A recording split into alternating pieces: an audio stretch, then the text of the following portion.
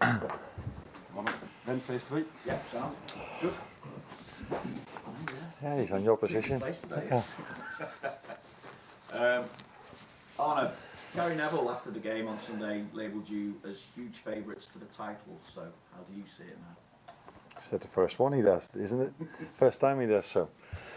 He had a different opinion in the start of the season about us, which probably most people had, so he was not the only one, except for our fans. I've said many times already, we don't look at it at this moment like this. We know we have a difficult week coming up again, and where we fought Madrid and City were very difficult teams to face, which they actually were as well. I think it's even harder to go away in an away game to Newcastle, so we're not even halfway to the season yet. But it's a good position to be in, that's definitely true. Not just a difficult week, because okay, you've got back-to-back away games in the Premier League, but 6 of your next 9 games in all competitions are away from home. You're playing every 3-4 days in that period as well, so just how challenging is that, particularly when you're there to be shot at now as well? Yeah, maybe the last thing makes it difficult, but I think if Liverpool is number 1, 2, 3 or 4, it is always a very special game for the teams we face, so it doesn't matter that much what the league table tells you. If Liverpool comes, then all the stadium is sold out, and everyone wants to play us and wants to have the best game against us, like they have against Arsenal, Man City, and all the others. So the good thing is for me that it's not only us who play that many games. So for example, if we face Everton next week, they've had a game during the week as well. So mostly we face teams that are rested for a week because we play Champions League and some others don't. But now many teams have many games because it's England. We play a lot of games in this period of time. But yeah, I wasn't aware of the fact that 6 of the 9 were away, but now you tell me it makes it even more difficult. But we're ready for it. And just aside from the game, I'll go back to Mo, because there was a hint at the weekend that it could be his last home league game against Manchester City, and obviously subsequently there have been reports that he's exasperated the contract situation at the moment. Just to put it a little bit differently, is this all just part of the dance before everything's agreed and Mo commits his future to Liverpool for another season? Maybe Mo knows more about the 115 acquisitions that are done, so he expects them not to be in the Premier League next season.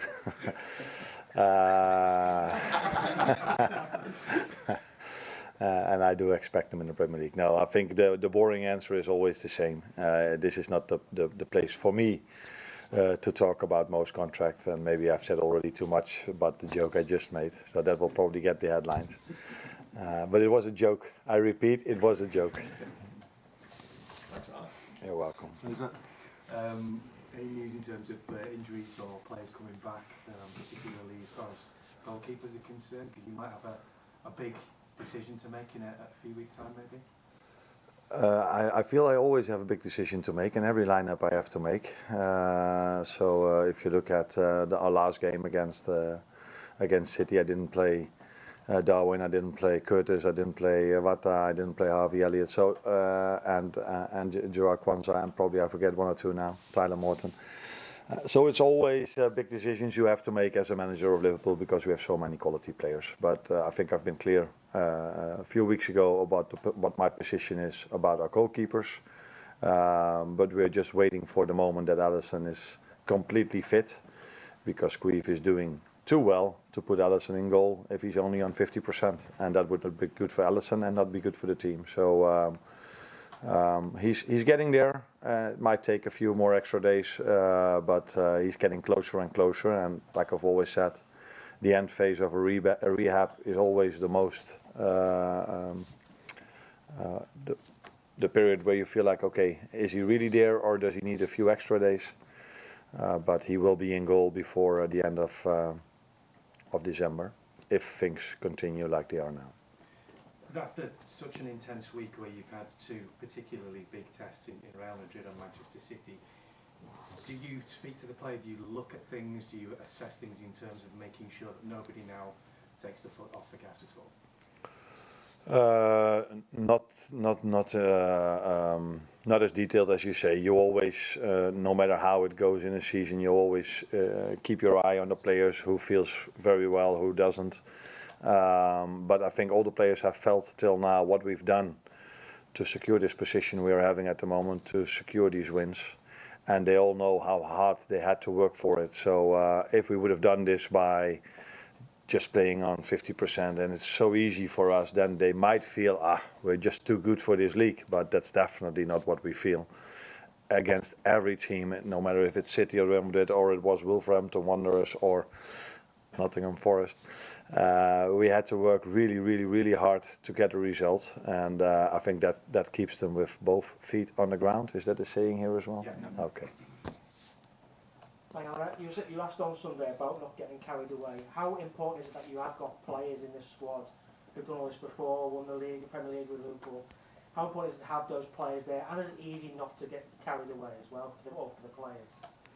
I think it is important, but it's also the culture of this club that it's, for us, it's not a that special thing to be on top of the league or to be on top in the Champions League format, although that is special because it never been before.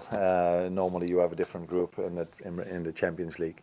But this club, this team, these players are used to the fact that they're top of the league or they are competing for every trophy. So then it helps that they've experienced this. They also have experienced this, that they competed for a long time and then in the end they came too short.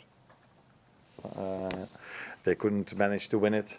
So they also know that it's a long season and to win the league against the likes of Chelsea, Arsenal and City, because I see those three as our main competitors at the moment. They all know that we have to be for 9-10 months on top of our game, because if you let down for a second, these clubs show up immediately. So that is a combination of factors, that they have the experience, but they also see the quality of Chelsea. They've experienced the quality of Arsenal and also of Chelsea and of City already. So they know we have to stay on top of our game. And they're now facing Newcastle, which is the team that have won at home from Chelsea, at home against Arsenal, and had a draw against City. So they don't need me to tell them how difficult the game of tomorrow will be. Cody Gakpo is in a great spell at the moment, 6 goals in his last 7 games, his best spell since he's been in the club. How much were you looking forward to working with him when you first came here? And is he a player who can score 20 goals in a season? Unfortunately, I've experienced that already, that he is able to score 20 goals in a season when he played for PSV Eindhoven, when I was at Feyenoord Rotterdam. And he almost every time scored against us, so he was able to score it in that league, and he's definitely able to score that many goals here as well, just like Lucio, just like Mo, just like Darwin or Diogo. They're all capable of scoring that amount of goals. Now unfortunately for them, they have so many good players around them that they don't start every single game, because that would help for them to get the numbers even higher. But if I combine the numbers of Cody and Lucio, we probably have they probably maybe are coming close to the numbers Mo has. So it's the position that has to bring the numbers, and the same for the 9 position, as well for the right winger position. But Cody is in a very good place at the moment. But I think you agree with me that Lucio is as well. Thank you. You're welcome. Arne, you've got the best defence in the Premier League, but with the injuries that you've got there, is that the area the team's probably going to come under most pressure in December, because you haven't got maybe the cover you'd like or the chance to make the change? Yeah, you tell me we've got the best defense because we've conceded less goals. Yeah. So that doesn't mean we only have the best defense. That means we have 11 players that work really, really hard not to concede a goal. But I agree with you that our last line has impressed this season, and maybe season before as well, but this season a lot as well, because every time they have to defend, they are there, as well as our goalkeeper.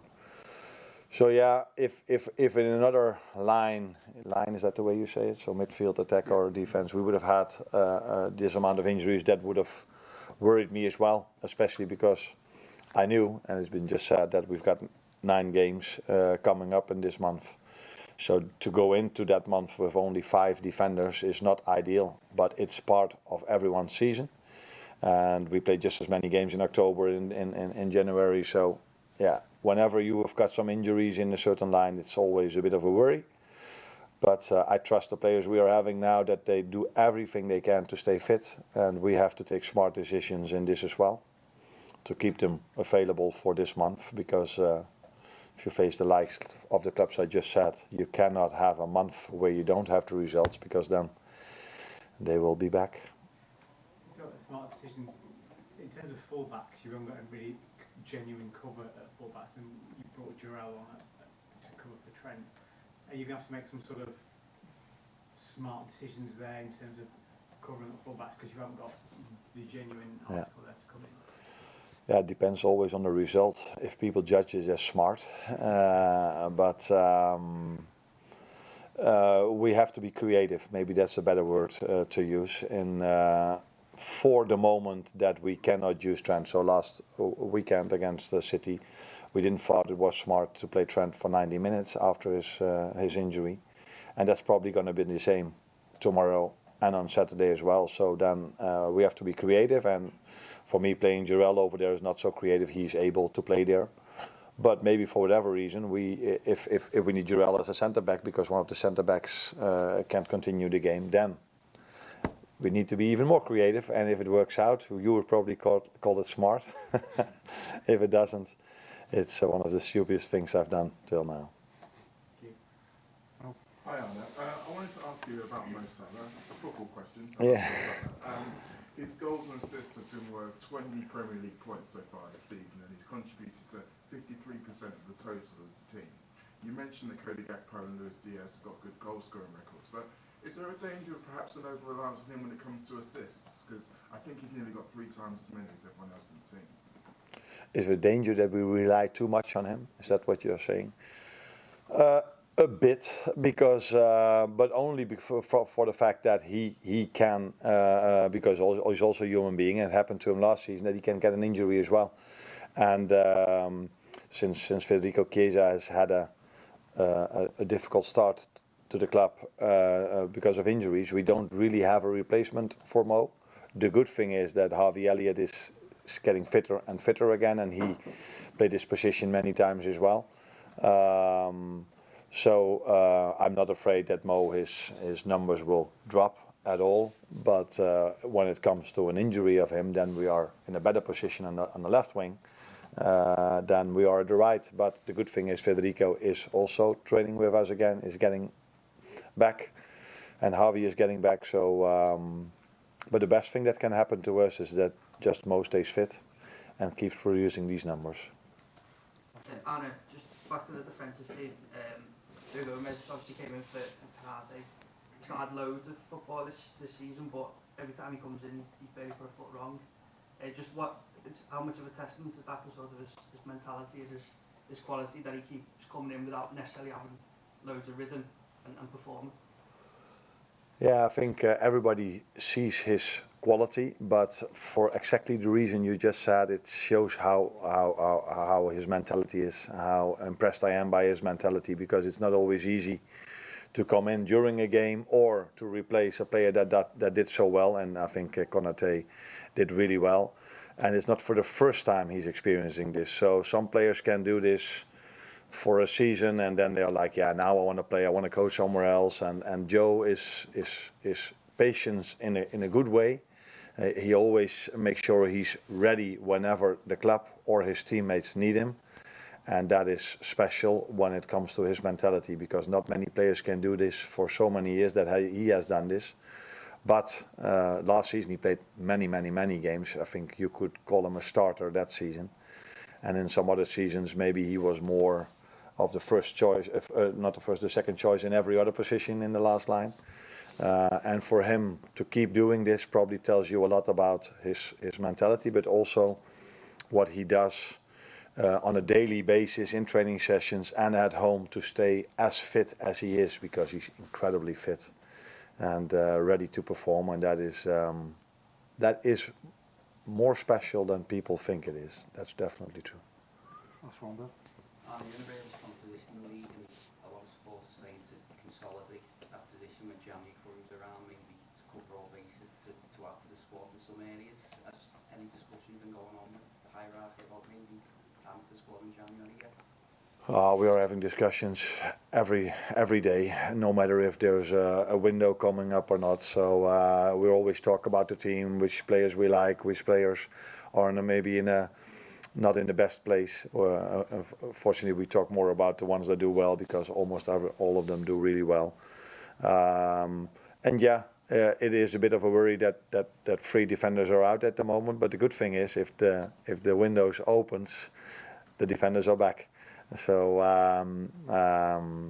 I've said many times in the beginning of this season, I'm so happy with the squad we are having, and that's not to say if there will be a chance in the market. This club has always shown that they are going for it. That's also what we did with the goalkeeper, which is not even with us at the moment, but we felt it was a chance for us to do it. So that is where this club is known for, and these people like Richard and Michael Edwards are known for. But we are mainly focused now on Newcastle, on Everton, and all these 9 games that are coming up. But yeah, it's normal that we also have conversations about our squad and what can we expect. Can something change, yes or no? Which are the chances in the market? Thank you. Break up next stop. Thanks, Arne. Thanks, Anna. You're welcome. Cheers.